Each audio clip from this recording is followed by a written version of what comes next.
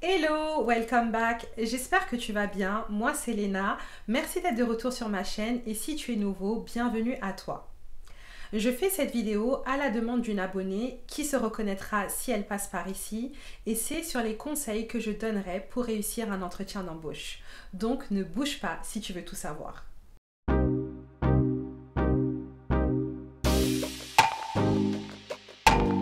L'entretien d'embauche est un exercice que j'ai appris à maîtriser au fur et à mesure de mes expériences et au fur et à mesure du fait que j'ai eu à en faire, jusqu'à arriver au stade où j'étais à l'aise dans cet exercice avec un assez bon taux de réussite. Mais réussir son entretien ne rime pas toujours avec obtenir le job, mais plutôt avoir eu un échange fluide durant lequel tu as été en mesure de te présenter à ton meilleur jour, de valoriser tes expériences, avancer des points et avoir pu répondre aux questions du recruteur de manière assez fluide. Parce que la finalité ne nous appartient pas. Il y a beaucoup de choses qui rentrent en compte dans la décision finale.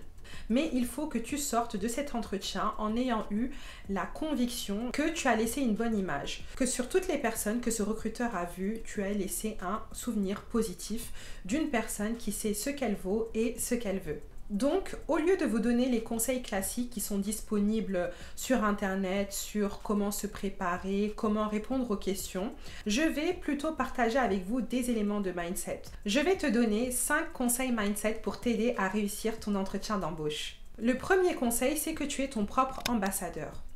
Souvent, lorsqu'on aborde un entretien d'embauche, on est concentré sur le fait qu'il faut qu'on connaisse les activités de l'entreprise dans laquelle on va postuler sur le bout des doigts. Limite, il faudrait pouvoir présenter mot pour mot tout ce qui est sur la page d'accueil du site internet. Et c'est une bonne chose de connaître les activités de l'entreprise, mais je pense qu'il est encore plus important de te connaître. Et ce que je veux dire par là, c'est pas uniquement être en capacité de présenter tes différentes expériences, parce que ça c'est du classique, mais c'est d'aller encore plus loin. D'être en capacité, par exemple, de dire quelles sont les valeurs d'entreprise que tu recherches, quelles sont les valeurs d'entreprise qui matchent avec toi. Également, être en capacité de dire quel type de professionnel tu es. Est-ce que tu es un team player?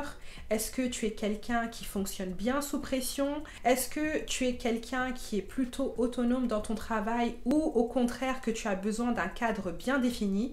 Tout ça, c'est des choses à savoir. Il y a également une chose très importante qu'il faut être en capacité de faire et c'est le fait de savoir faire des liens entre tes différentes expériences et tes compétences et le poste. Donc l'objectif c'est que tu sois en capacité dans l'échange avec le recruteur de rebondir de manière assez spontanée pour pouvoir faire des liens entre ce qui est présenté du poste et toi les compétences que tu as développées. Et ça passe par des exemples concrets que tu peux donner et c'est quelque chose qui peut se faire de manière assez spontanée et avec habileté. Parce que encore une fois, trop souvent, l'entretien est perçu un peu comme un jeu de questions-réponses. Le recruteur te pose des questions et il faut être en mesure d'y répondre. Et en mon sens, c'est une erreur. Il faut plutôt voir l'entretien comme une conversation. Une conversation que tu peux driver avec subtilité. L'objectif, c'est d'être en capacité d'orienter la conversation vers ta zone de confort. Vers une zone dans laquelle tu seras en capacité de mettre en avant tes compétences et de passer les messages qui sont importants pour toi. Par exemple, en rebondissant sur des choses que le recruteur va dire, l'objectif, c'est que tu puisses en quelque sorte mener la danse. Et c'est quelque chose qui peut déstabiliser le recruteur qui avait sa liste de questions bien définie, notamment les petites questions pièges dans lesquelles il avait prévu de te mettre en difficulté. Mais ça peut le déstabiliser de manière positive si c'est fait avec habileté et subtilité. Le but est de rendre la conversation tellement intéressante que le recruteur ne se rendra même pas compte que tu l'as fait bifurquer de sa trajectoire initiale et en profiter pour te mettre en avant et valoriser tes expériences. C'est dans ce sens que je dis que tu es ton propre ambassadeur. Le deuxième conseil, c'est qu'il ne faut pas être dans une posture de demande. Ça, c'est très important, c'est crucial même, c'est qu'il ne faut pas trop se positionner comme une personne en demande. Et ça va passer par le champ lexical que tu vas utiliser. Je te donne un exemple tout simple. Au lieu de dire « si vous me donnez une chance d'intégrer vos équipes », dis plutôt si vous me permettez de contribuer au développement de vos activités et de votre entreprise. Là, directement, on passe d'une posture où on demande à une posture où on se présente comme quelqu'un qui peut apporter des choses. Et donc là, vous voyez que ça fait automatiquement la différence. Et c'est un principe assez universel avec l'expression que tout le monde connaît, suis-moi, je te fuis, fuis-moi, je te suis. Je pense que c'est humain. On a tendance à être beaucoup plus attiré par une posture d'apport plutôt qu'une posture de demande. C'est le principe de se valoriser. Si tu te valorises, ça va pousser la personne en face à te valoriser et la même chose s'appliquera dans le cas contraire. C'est également la raison pour laquelle il est très important que le recruteur te le propose ou pas de poser des questions. Par exemple, poser des questions sur comment l'entreprise est organisée, sur les conditions de travail. Tout ça pour montrer que tu n'es pas prêt à tout accepter et que tu veux savoir comment tes potentielles conditions de travail vont se passer. Donc je pense que c'est très bien de poser par exemple 2 questions. Le troisième élément, c'est qu'il faut être transparent. Je suis quelqu'un qui croit profondément que le mensonge, c'est quelque chose qui te rattrape tôt ou tard. Et qu'une fois que ça t'aura rattrapé, ça va te mettre dans des situations desquelles il sera difficile de sortir. Parce qu'une fois que tu t'es discrédité, ça va être très compliqué de te rattraper. C'est pour cela qu'il est important d'éviter de s'aventurer dans des terrains inconnus. Et que si on te pose une question à laquelle tu n'as pas la réponse, il n'y a pas de mal à le dire. Après, il faut avoir l'art et la manière. Par exemple, si tu n'as pas de certitude, tu peux émettre une supposition. Ou bien, tu peux donner une réponse du style « Je n'ai pas encore eu, dans le cadre de mes expériences, l'occasion de faire ou de voir telle chose, mais je suis ouverte à apprendre. » Ou bien quelque chose qui peut être très bien. Par exemple, tu peux dire que tu n'as pas l'expérience avec cette méthode de vente, ce concept ou autre, mais que tu as plutôt eu l'expérience avec telle autre méthode. Ça permet de contrebalancer et encore une fois de driver l'échange et de l'orienter vers ta zone de confort, vers la mise en avant de tes propres compétences. Et en fait, l'objectif, c'est de ne pas s'arrêter sur un silence un peu gênant, mais plutôt de savoir rebondir et orienter ça vers quelque chose qui va te valoriser. Après, ce n'est pas non plus quelque chose de négatif de laisser des silences entre une question et une réponse, prendre le temps de réfléchir. Après, sur ce sujet de transparence, si tu postules par exemple pour un poste d'ingénieur commercial et que tu ne sais pas dire ce qu'un ingénieur commercial fait, eh bien à ce moment-là, je ne pourrais pas vraiment t'aider. Le quatrième et avant-dernier conseil, c'est qu'il faut savoir ce que tu veux. Et c'est dans la même logique que le point précédent. En fait, ce n'est pas viable de dire oui à tout. Déjà, ça ne tiendra pas sur la durée et ça peut être un test du recruteur pour connaître tes limites. Parce que tout le monde a des limites et quelquefois le fait de dire oui à tout sonne un peu malhonnête, manque de transparence. Donc c'est très important de te poser en amont de l'entretien pour essayer de déterminer ce que tu veux. Les éléments sur lesquels tu peux être souple et les autres éléments sur lesquels tu n'es pas prêt à transiger. Par exemple, est-ce que tu acceptes les horaires à rallonge? Est-ce que tu peux travailler avec des deadlines très courtes? Est-ce que tu peux travailler sous pression? Ou bien est-ce que tu es quelqu'un de très flexible? Par exemple, tu es prêt à faire des trajets d'1h30 pour te rendre au travail ou tu es prêt à être flexible au niveau des tâches. C'est des exemples, mais le message, c'est vraiment de savoir ce que tu souhaites tirer de cette expérience.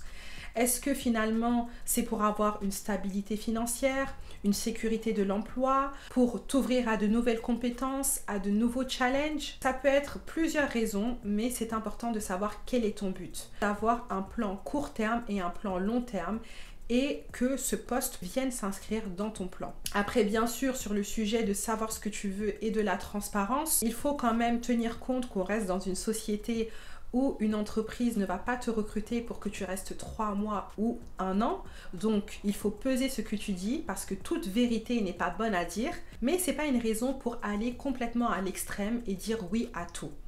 Par exemple, une formule qui peut être très bien, c'est de dire « Mon objectif est de faire un bon bout de chemin avec vous pour mettre ma pierre à l'édifice et contribuer au développement des activités et de l'entreprise et qu'en parallèle, votre entreprise contribue à mon développement en tant que professionnel. » Ce type de discours permet d'introduire une notion de gagnant-gagnant qui est beaucoup plus réaliste et finalement mieux audible par un recruteur que quelqu'un qui dit oui à tout. Et enfin, le cinquième et dernier conseil, c'est de ne pas avoir peur de viser haut, de viser la lune. Je pense que vous aurez tous la référence. Dans toute chose, viser haut est ma devise et l'entretien d'embauche ne fait pas exception, particulièrement au moment de la négociation salariale. Et j'ai constaté que trop de personnes ont tendance à s'auto-flageller sur ce domaine. Et j'ai lu quelque part quelque chose qui m'a paru intéressant, même si je ne l'ai jamais fait, c'est qu'au moment de l'entretien où